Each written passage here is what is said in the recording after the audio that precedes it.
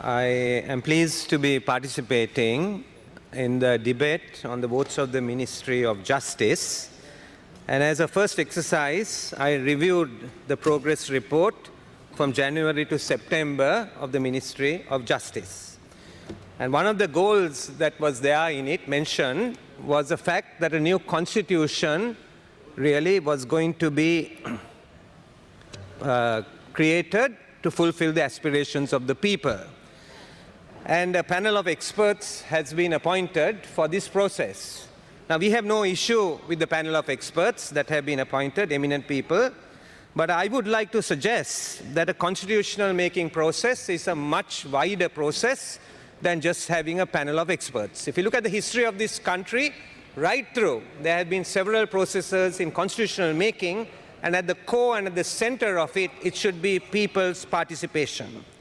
I think it's not just a matter of legality, the Constitution. It's far more fundamental.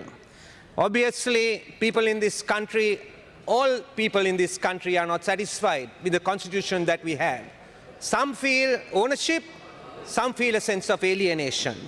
There are basic issues, like what are the fundamental principles on that we agree as a united people? What does equality mean? And particularly this is true for the minorities in this country who are often asking this question. Is democracy and majoritarianism the same? Or if not, what are the checks and balances that a constitution should have? And therefore, I think initially we should have an agreement on the principles of constitutional making and then get into the details of constitutional making. Also in this report, a progress report, I see that there is reference to the 20th Amendment, and I will come to that in just a moment. But my attention was also drawn to the status of the judicial administrative system in this country. Average time to enforce a contract in Sri Lanka is 1,318 days. Why would investors come into this country? Sri Lanka has been ranked 161 out of 189 countries for the enforcement of contracts. Sri Lanka's legal system is ranked 5th out of 8 just in the South Asian region. Land and partition and testamentary cases on average take a generation to be settled. A criminal offense takes 9.5 years to conclude in the original court. A criminal matter on average will take a year to be fixed for appeal and 3 to 4 years for the said appeal to be completed. And I see that the minister has set himself the goal that the judges per million to increase it maybe from 15 to about 30, while some countries have more than 100. I also see that there are 22 bills, acts, or ordinances to be amended and brought before. These are laudable.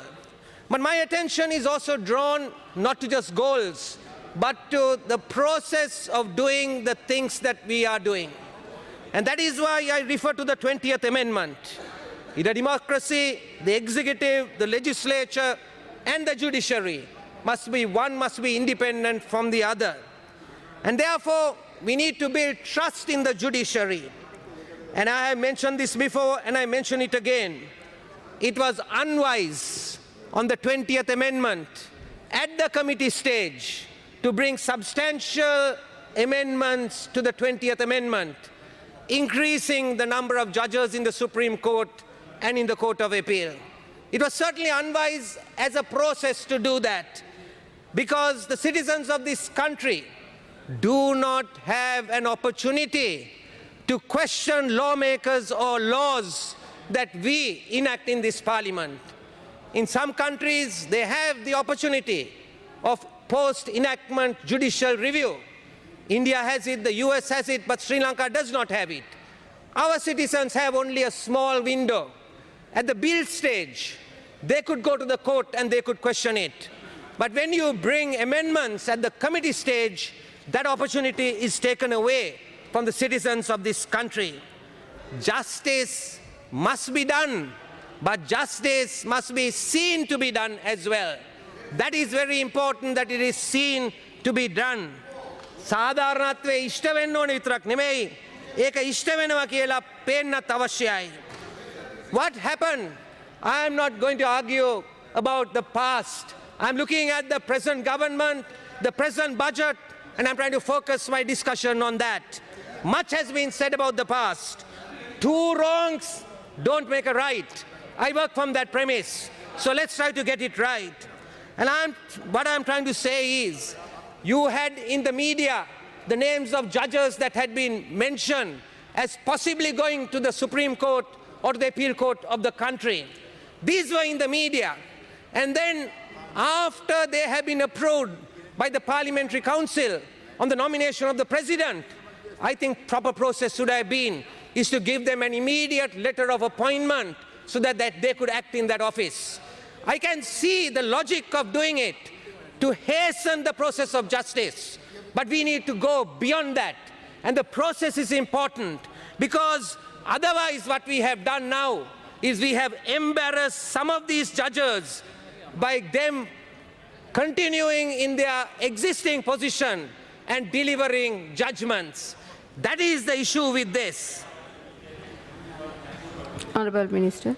Correct. We have already appointed all of them. All of them had sworn in about a week ago, Yes. and they are awaiting their ceremonial sitting to start work. Yes, Minister, I have followed every step of that. But there was a gap between them being sworn in and a gap between those names arriving in basically the Parliamentary Council. There was a gap of time. I am talking about process. I am saying that the esteem of the judges should be protected and not affected. Process is important. Having planned that is important. We have heard today even accusations about the rentals that are going to be paid. I'm not arguing that these don't have to be paid, but I'm saying that the process is important. I don't know a single thing about whether these verdicts are right or wrong. Neither have I read these judgments. I cannot comment on the judgments, and I don't intend to comment on the judgments. But whether you take the silk cloth case, or whether you take the order given on Rishad Badurdin, the former minister, or whether you take the Gotabaya Rajapaksa's summons being withdrawn in the Lalit and Kugan case, any case, and there were many other cases, it is not good. The process is not good. We must always act to protect the integrity and of the judiciary, even in the process. Justice must be done. Justice must be seen to be done. And that is why I have opposed from the beginning that there are amendments being brought to substantial bills at the committee stage. We are now living after the 20th Amendment, where the Judicial Services Commission, which had the Chief Justice and the two senior-most judges in it, that was amended so that the President can appoint the other two judges as well. And therefore, the whole responsibility lies on the President now. That is the problem with the politicization of this. That is why we have argued against this. So the basis of appointments was referred to today as seniority, but we saw that seniority was not always observed. Seniority and merit have been looked at in the past, but this was not observed, and that is very unfortunate. I would like to also comment, Honourable Madam Chair, on another issue. And that issue is that there were two cases taken up during this period. Parliament was dissolved. Some went to court and said Parliament needs to be summoned within 3 months. The court heard the arguments for and against, and after 10 days decided not to give leave to proceed.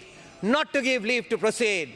I think that people have a right to reason. I'm not arguing about the law, but people have a right to reason.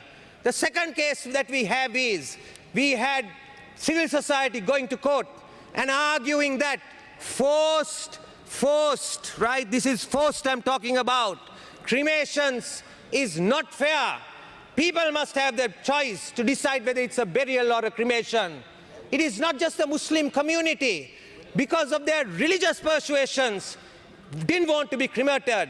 In this case, even Catholics went to court, civil society went to court, and they made their arguments. After 2 days of hearing reasons for and against, the court decided that there was no leave to proceed.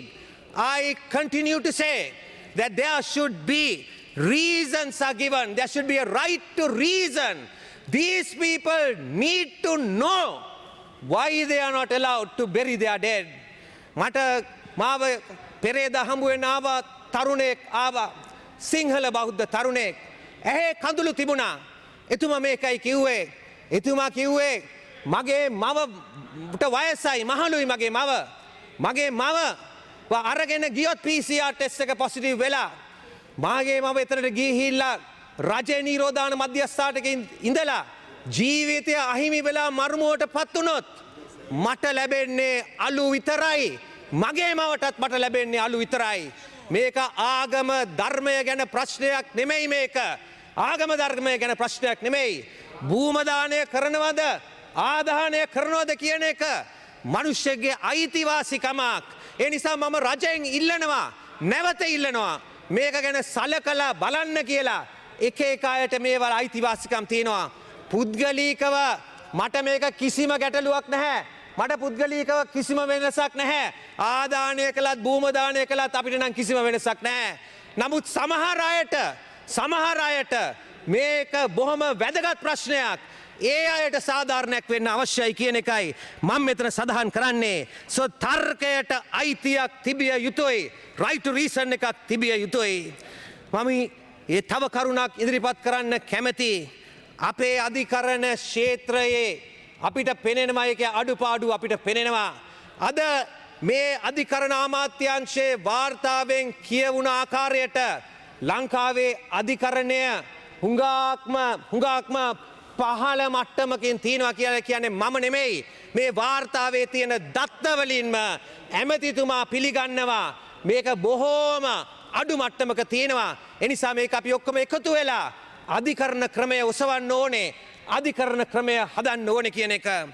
නමුත් මම සභාවට මතු කරන්නට ඕනේ මේ වගේ ක්‍රමයක් තියෙනකොට මේකේ වැඩියෙන්ම බලපාන්නේ නැති බැරි මිනිස්සුන්ටයි මේකේ වැඩියෙන්ම බලපාන්නේ. තියෙන මිනිස්සුන්ට මේක එච්චර බලපෑමක් නැහැ. මේ රටේ වැඩිපුර ඉන්නේ නැති බැරි මිනිස්සු මේ රටේ ඉන්නේ වැඩියෙන්ම ඉන්නේ.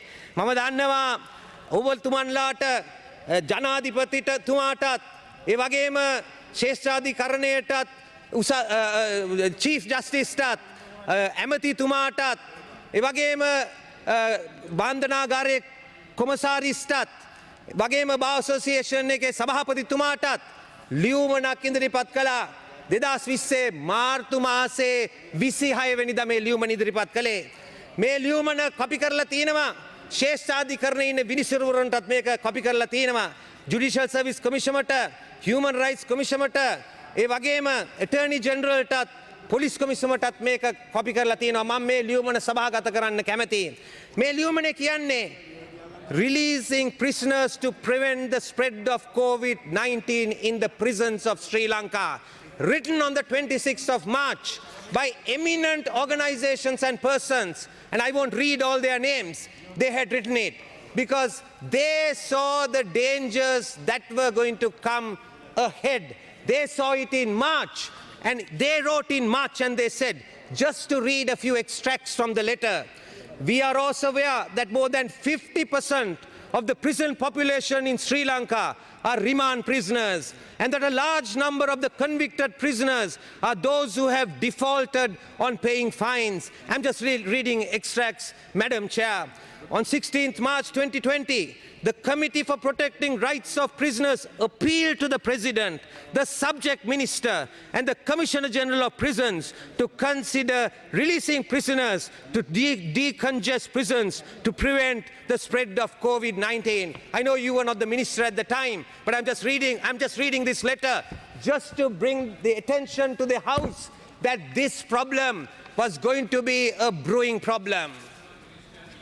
Everything what they have said, we have repeatedly done. We have pardoned people on presidential pardon. We have released people who couldn't pay their fines.